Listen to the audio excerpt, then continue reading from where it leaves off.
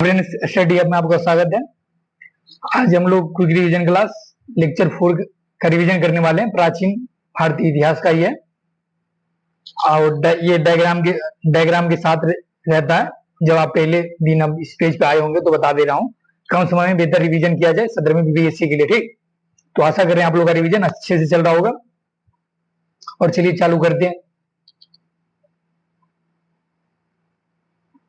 तो आज हम वैदिक काल कल कर लिए थे। आज ऋग वैदिक काल और वैदिक काल के बारे में पढ़ेंगे। तो इसका ऋग वैदिक काल का कालक्रम देखें तो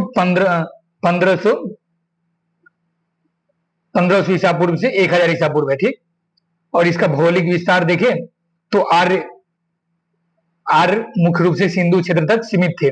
ठीक, जिसे ऋग्वेद में सप्त सिंधु या 7 नदियों की भूमि कहा गया है। और वो 7 नदियां कौन कौन सी है वो देखिए। विदिशा, विपाशा, अस्कनी, पुरुषनी, सुतुद्री और घग्गर या हकारा और सिंधु, 7 नदी। और ये क्वेश्चन ऐसे पूछा जाता है कि विदिशा का वर्तमान नाम क्या है। तो वर्तमान में नाम देखिए तो इसका झेलम है। ठीक, ये झेलम है इसका नाम। और विपाशा का नाम ब्यास नदी है अब वर्तमान में। ठीक, और अस्कनी का चिनाब, ऐसे करके पूछा जाता है इलिमिनेट करने के लिए, मतलब इलिमिनेट करने के लिए दे देगा क्वेश्चन ऐसे। और पुरुषनी नदी को वर्तमान में रावी नदी कहा जाता है। रावी को ही उस टाइम में पुरुषनी नदी कहा जाता है। और सुदुद्री देखें तो सतलज नदी को कहा जाता है। तो ये सतलज नदी है वर्तमान। और ये घग्गर या हगारा नदी देखिए तो सरस्वती, और सिंधु तो अभी भी सिंधु ही कहा जा रहा है। और उनके अब देखिए तो उनके क्षेत्र में अफगानिस्तान का क्षेत्र, पंजाब, हरियाणा के वर्तमान हिस्से शामिल थे ऋग वैदिक काल के क्षेत्र के रूप में देखें तो। ऋग्वेद में सिंधु सबसे अधिक उल्लेखित नदी थे और सरस्वती को सबसे अधिक पवित्र और पूजनीय माना जाता था। ठीक, सरस्वती घाटी को देखें तो ब्रह्मावर्त, इसे ऊपर कर लेते हैं, हिमालय को हिमवत और हिंदू कुश को मुंजवत के रूप में जाना जाता था। ठीक, और इसकी ऋग वैदिक काल की राजनीतिक संरचना देखें तो ये ऐसे करके क्वेश्चन पूछता है यहाँ पे कि ऋग वैदिक काल की राजनीतिक विशेषताएं, उत्तर वैदिक काल की राजनीतिक विशेषताएं, भौगोलिक विशेषताएं, ऐसे करके। मतलब अब तो क्वेश्चन ऐसे कंसेप्चुअल पूछने लगे ना। वैदिक काल में जितने फैक्चुअल इंफॉर्मेशन थे वो तो मैंने कल बता दिया। आज कॉन्सेप्ट वाला अगर क्वेश्चन बनेगा तो ऐसे बनेगा। ठीक, तो देख लेते आप लोग रेगुलर क्लास में पढ़े भी होंगे। तो यहाँ देखिए राजनीतिक संरचना देखिए वैदिक काल का। तो भरत, मत्स्य, यदु, पुरु उस समय के आदिवासी साम्राज्य के नाम थे। ये आदिवासी के मुखिया राजन अपनी जनजाति तथा मवेशियों का रक्षक होता था। और वो मुखिया, वो जिसे राजन कहा जाता था आदिवासियों में, वो युद्धों का नेतृत्व भी करता था और जनजाति की ओर से धार्मिक कर्तव्यों का पालन भी करता था। आदिवासी मुखिया को क्या कहा जाता है? अगर ऐसे करके क्वेश्चन बनाए तो आदिवासी मुखिया को क्या कहा जाता था? तो गोपति या गोपा कहा जाता था, जिसे कहा जाता है गायों का रक्षक। ठीक, गोपति या गोपा कहा जाता था, ये ध्यान रखें। रानी को क्या कहा जाता? तो महिषी कहा जाता था, महिषी, ध्यान रखें। ये सब ऐसे करके पूछता था कि ऋग वैदिक काल में निम्नलिखित कथनों पर विचार कीजिए।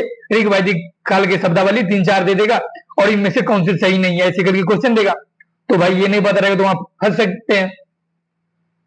तो अब आगे देखते हैं कि राजा का पद वंशानुगत प्रतीत होता है, लेकिन था नहीं, बस प्रतीत होता है। आदिवासी सभा समिति द्वारा चुनाव के कुछ साक्ष्य मिलते हैं। और इसके देखें तो महत्वपूर्ण भूमिका थे उस सभा को संचालन करने के लिए सभा समिति, विदत गण जैसी जनजातीय सभाओं का महत्वपूर्ण भूमिका थी।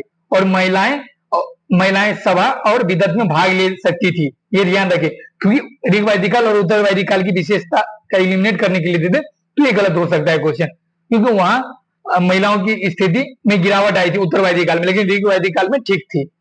तो महिलाओं को सभा और विदत में भाग लेने की अनुमति थी, ये ध्यान रखें।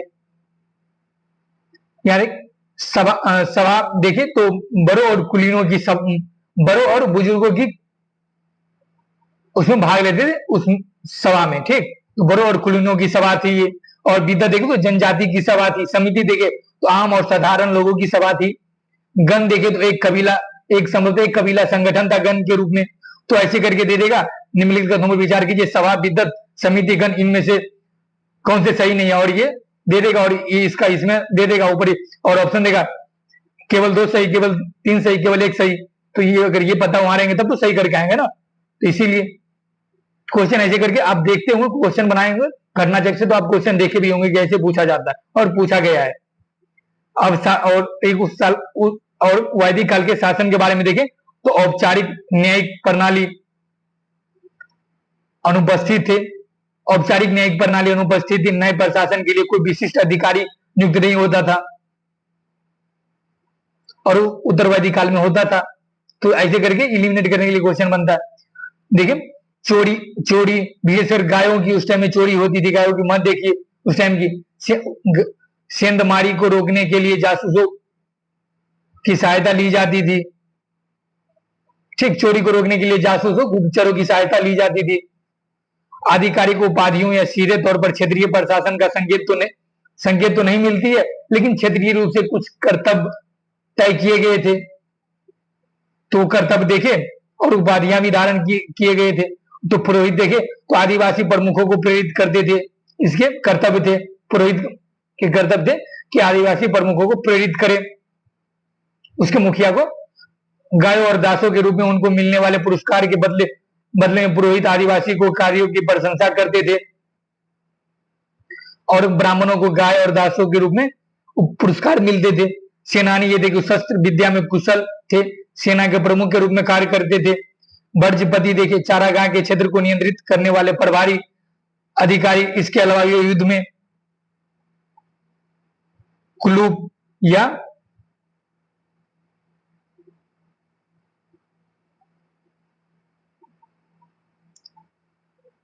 परिवारों के मुखिया जिसे कहते हैं कुलूप। तो यहाँ एक शब्द और आ गया, कुलूप किसे कहते थे, तो परिवार के मुखिया को। जैसे आमतौर पर पितृसत्तात्मक परिवार में परिवार का मुखिया घर के बुजुर्ग पिता या दादाजी होते थे, जो अभी भी है।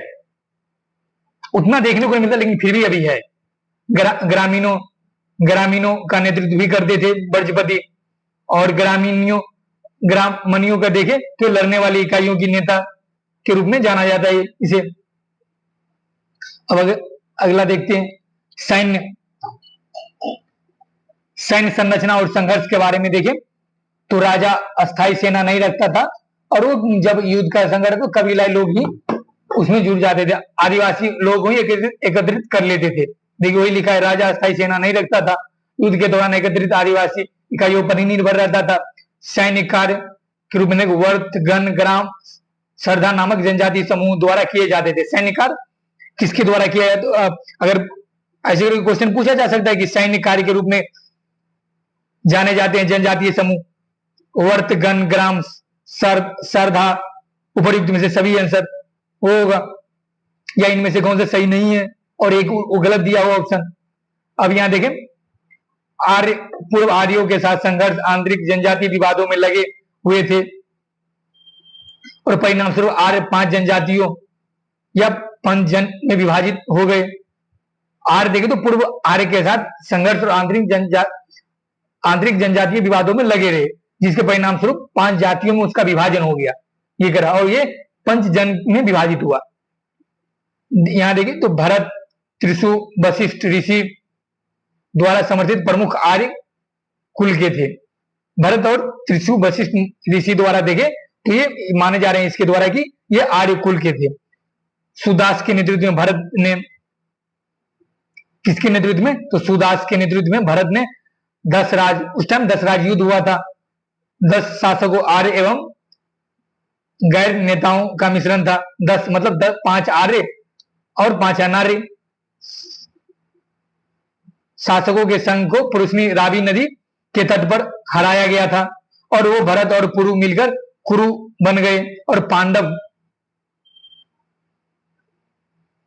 और और और पांडव और कौरव दोनों ने कुरु वंश के थे। पांडव और कौरव कुरु वंश के थे और बाद में कुरु ने पंचालों के साथ गठबंधन किया और ऊपरी गंगा घाटी पर अपना नियंत्रण स्थापित किया। ये तो यहाँ इससे ये निकल रहा है कि 10 राज्य का युद्ध हुआ था, तो सुदास के नेतृत्व में भरत ने 10 राज्य का युद्ध लड़ा था। इसके नाम पे ही भरत माना जाता है कि भारत नाम पड़ा है। 10 शासकों में 5 गैर और 5 आर्य और 5 अनार्य थे और ये प्रसून नदी, जिसे वर्तमान में रावी नदी का उस तट पे हुआ था। भरत ने 10 राजाओं को हराया, ठीक, 10 राजाओं को हराया, 10 राजन को हराया युद्ध में भरत ने सुदास के नेतृत्व में। अब देखते हैं आगे, देखिए आर्यों द्वारा विजित किए गए दास दस्युओं के साथ दासों और क्षुद्रों जैसा व्यवहार किया जाता था। आर्यों द्वारा जो विजित किए गए क्षेत्र थे उसमें दास और दासियों के साथ दासों और क्षुद्रों जैसा व्यवहार किया जाता था। दास देखें तो प्राचीन ईरानी ग्रंथों में उल्लेखित है, प्रारंभिक आर्यों की एक शाखा प्रतीत होते हैं, जबकि दस्यु संभवतः देशज मूल के निवासी थे। दास उसे बना लिए जाते थे, युद्ध जब हुआ उस क्षेत्र को जीता तो वहां से जो लोग आए थे तो उसको दास के रूप में काम करवाया। और दस्यु देखे तो देशज के मूल निवासी थे, लेकिन आर प्रमुख त्रयोदश दायु ने उन पर अधिकार कर लिया। दस्यु संभवतः देशज मूल के निवासी थे, लेकिन उसे त्रयोदश दायु ने उन पर अधिकार कर लिया था, ठीक। आर प्रमुखों का दासों के प्रति नरम रुख था, आर्यों का दासों के प्रति नरम रुख था, लेकिन दस्यु के प्रति शत्रुतापूर्ण रुख था। अगर यही उल्टा दे दे और पूछ दे इनमें से कौन से सही नहीं है तो वहां फंस सकते हैं। दस्यु संभवतः लिंग पूजा करते थे और मवेशी नहीं रखते थे। तो देखिए दस्यु संभवतः लिंग पूजा करते थे लेकिन मवेशी नहीं रखते थे। इंडो आर्यों ने पश्चिम एशिया भारत में घोड़ों द्वारा संचालित रथों की शुरुआत की और बेहतर हथियारों और कवच को इस्तेमाल किया। कवच को क्या कहा जाता था? वर्मन कहा जाता था। ये भी ध्यान रखें, कवच को क्या जाता था? वर्मन कहा जाता था, ठीक। तो इंडो आर्यों ने ही पश्चिम एशिया और भारत में घोड़ों द्वारा संचालित रथों की शुरुआत की थी, ये ध्यान रखें। और हथियार और कवच का इस्तेमाल किया और कवच को वर्मन कहा जाता था, ये भी ध्यान रखें।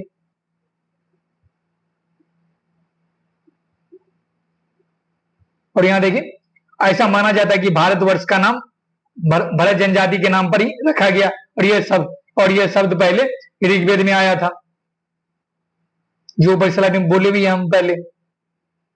समाज, अब देखिए ऋग्वेदिक कालीन समाज कैसी थी? तो प्रारंभ में समाज वर्ण एवं रंग के आधार पर विभेदित था। वर्ण का रंग काले गोरे वर्ण, ब्राह्मण, क्षत्रिय, वैश्य, शूद्र, और ये रंग काले गोरे का भेद था।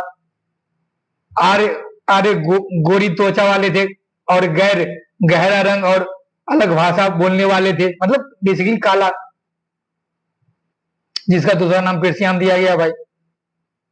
गैर आर्यो दस्यु में गैर आर्य दस्यु थे जो वहां के मूल निवासी थे। आर्य अवर्ता, ईश्वरीय नियमों का पालन न करने वाले अवर्ता कहलाते थे।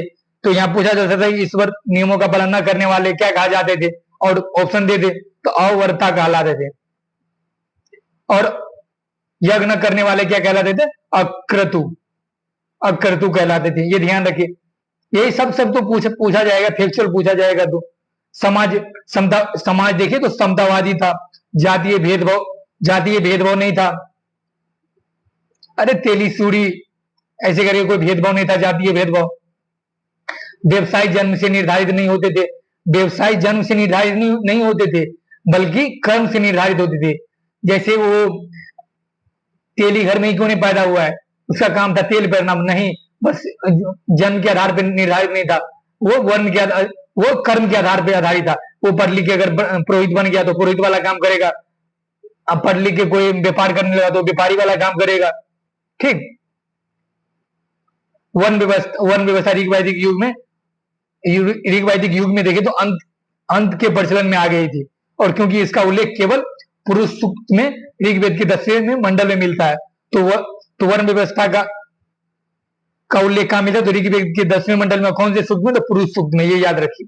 इसी समय समाज में असमानता विकसित होने लगी और आदिवासी प्रमुखों और पुजारियों को लूट का बड़ा हिस्सा मिलने लगा, जिससे समाज 3 समूहों में विभाजित हो गया, योद्धा, पुजारी और आमजन, जो ईरानी के तर्ज पर है।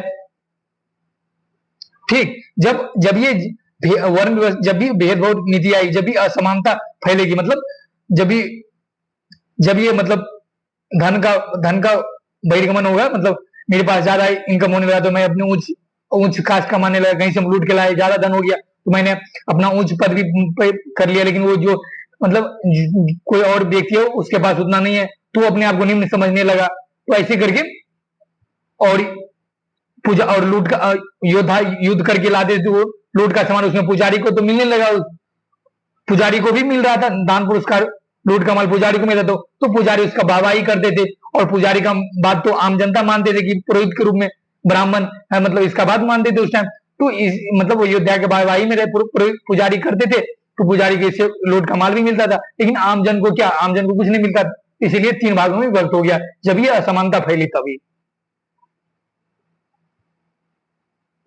ऋग्वैदिक लोग गुलामी से परिचित थे। यहाँ ऑप्शन देगा, ऋग्वैदिक लोग गुलामी से परिचित नहीं थे। निम्नलिखित में विचार कीजिए। वहां मुख्य रूप से महिलाओं का प्रयोग दास के रूप में घरेलू उद्देश्यों के लिए किया जाता था, न कि व्यापारिक उद्देश्यों के लिए, कुछ और उद्देश्यों के लिए, बस केवल घरेलू उद्देश्यों के लिए, ये सही होगा।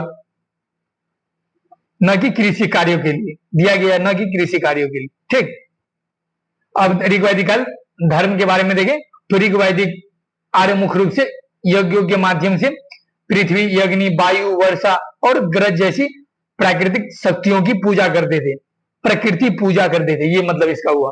ठीक, एक विशेषता हेनोथिज्म या कैथोनोथिज्म थी। एक विशेष ऋग्वैदिक धर्म की विशेषता देखें तो हेनोथिज्म और कैथोनोथिज्म थी, जहां प्रत्येक स्रोत ने एक विशिष्ट देवता को अस्थायी रूप से सर्वोच्च दर्जा दिया था। तो ये देखिए ऋग्वैदिक काल की विशेषता के रूप में माना जाएगा। ठीक, अगर क्वेश्चन पूछे तो यहाँ याद रखने योग्य ये बातें हैं। अग्निपंथ का विशिष्ट पहलू देखें तो इंडो आर्यन, इंडो ईरानी दोनों से संबंधित है अग्निपंथ का संबंध। जादू टोना का प्रचलन नहीं था ऋग्वैदिक काल में, जादू टोना का प्रचलन नहीं था, ध्यान रखिए। ठीक, अघन्य हत्या न की जाने वाली, समझी जाने वाली गायों को छोड़कर मांस का सेवन, जानवरों की बलि का उल्लेख पाया गया है। गाय की हत्या को छोड़कर मांस का सेवन और जानवरों की बलि दिए जाने का उल्लेख मिलता है ऋग्वैदिक काल में, ध्यान रखें।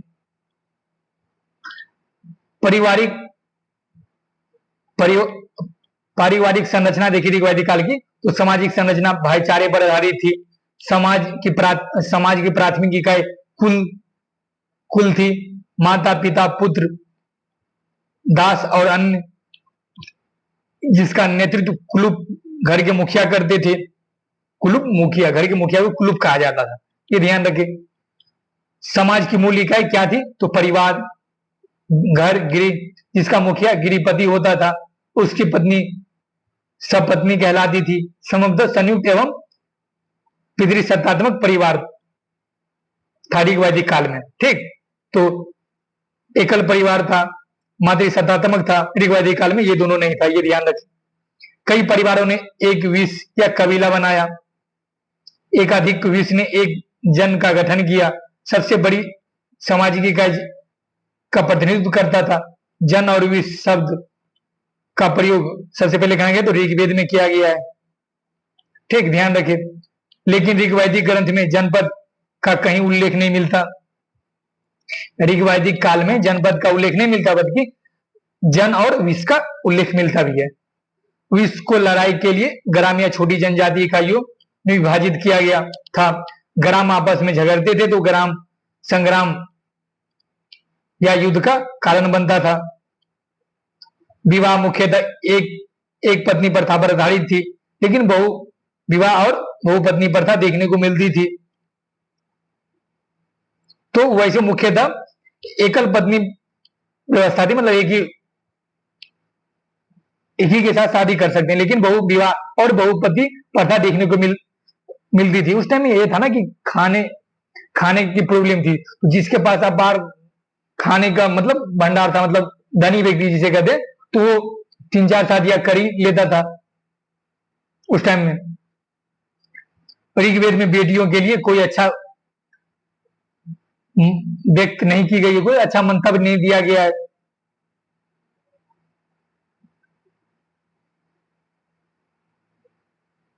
हालांकि बच्चों और मवेशियों की इच्छा स्रोतों में बार बार दोहराई गई है। उसकी इच्छा क्या क्या होती थी वो दोहराई गई ऋग्वैदिक काल में, ये ध्यान रखें। और यहाँ एक क्वेश्चन ऐसे करके बनेगा कि ऋग्वैदिक काल में बहु विवाह या बहुपति प्रथा का प्रचलन नहीं था, प्रचलन था ही नहीं, देखने को मिलता है, ये ध्यान रखिए। महिला, और मुझे आप लोग सोच रहे होंगे कि मुझे ऐसे क्यों लग रहा है कि ये क्वेश्चन ऐसे बनता है, क्योंकि मैंने बहुत सारे क्वेश्चन प्रैक्टिस करे हैं इस तरह के, मैंने ऑप्शन उसमें देखे हैं, इसीलिए मुझे अनुभव है कि ऐसे क्वेश्चन बनते हैं, इसीलिए मैं बोल रहा हूं अपने अनुभव से। क्योंकि मैंने लमसम 3 मंथ में ना लमसम 20,000 क्वेश्चन यूपीएससी के प्रैक्टिस कर चुके हैं, ठीक। तो इसलिए मैं अपने अनुभव से बता रहा हूँ कि ये क्वेश्चन ऐसे करके पूछा जाता है और अब बनता। अब जैसे कोई आदमी ज्यादा क्वेश्चन प्रैक्टिस करने उसे क्वेश्चन पढ़ने समय दिखने लगता है कि हाँ ऐसे करके एग्जामिनर सोच सकता है, ऐसे करके क्वेश्चन बना सकता है। इसीलिए मुझे अनुभव, मतलब जब देखते हैं ना पढ़ते हैं तो मुझे लगता है ऐसे करके एग्जामिनर सोच सकता है, क्वेश्चन बना सकता है, ठीक। चलिए अब अगला देखते हैं। महिलाओं की स्थिति क्या थी? तो यद्यपि समाज तो पितृसत्तात्मक था, लेकिन फिर भी महिलाओं को अनेक आध्यात्मिक और बौद्धिक विकास जैसे उपनयन, अलंकरण समारोह में भाग लेने की छूट थी, और जीवन साथी चयन करने का भी छूट था। विधवा पुनर्विवाह का प्रचलन था। शिक्षा आदि में पुरुषों के समान अवसर दिए जाने के अधिकारों का उल्लेख मिलता है। जीवन साथी चुनने का अधिकार भाई, आर्टिकल 21। उस समय उल्लेखनीय महिलाएं कवित्री अपाला, विश्वरा घोषा और लोपामुद्रा थी, और बाल विवाह, सती प्रथा और पर्दा प्रथा जैसी बुराइयां अनुपस्थित थी। और विवाह योग्य देखिए उस टाइम आयु देखिए तो 16 से 17 वर्ष की आयु थी, ठीक। तो देखिए क्वेश्चन है यहाँ, बाल विवाह, सती प्रथा और पर्दा प्रथा जैसी बुराइयां अनुपस्थित थी, ये ध्यान रखिए, इसे अंडरलाइन करो भाई। ये 5 स्टार क्वेश्चन बनने लायक है। बाल विवाह, सती प्रथा, पर्दा प्रथा जैसी बुराइयां उपस्थित थी, ऋग्वैदिक काल की विशेषता में डाल दिया, और एक सीधे लाइन में पढ़ते चले गए, हाँ भाई ये तो सही है, लेकिन अनुपस्थित था। बाल विवाह, सती प्रथा और पर्दा प्रथा, ध्यान रखें। अर्थव्यवस्था देखे तो समाज मुख्य रूप से ग्रामीण था, न कि शहरी था। मुख्य व्यवसाय देखे तो पशुपालन था।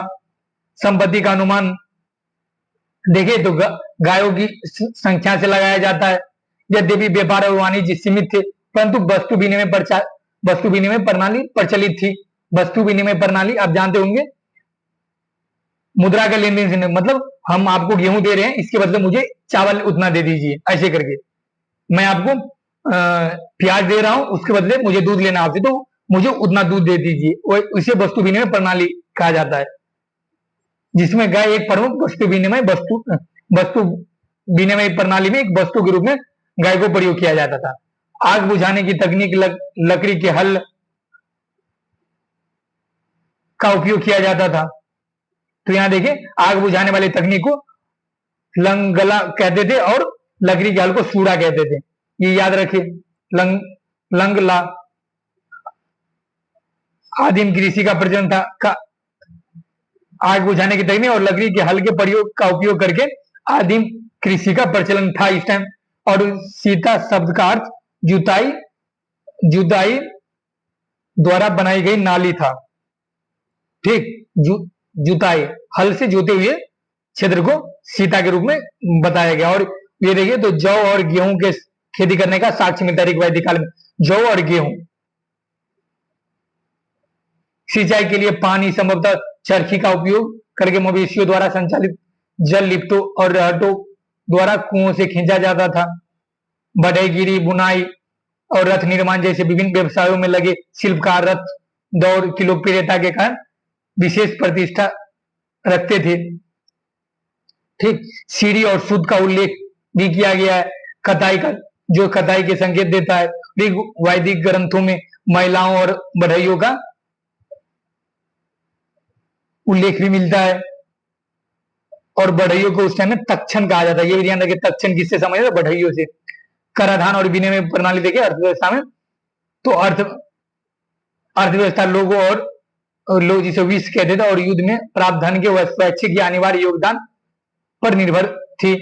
लौ प्रौद्योगिकी अनुपस्थित थी तथा धातु कर्म संबंधित गतिविधियां सीमित थी।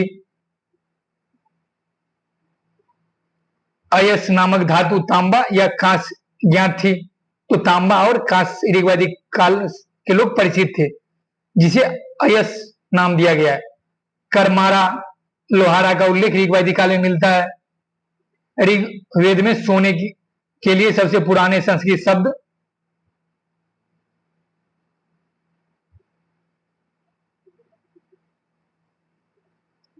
हिरण्य का उल्लेख किया गया है। तो हिरण्य का उल्लेख किसके लिए गया था, तो सोने के लिए किया गया है।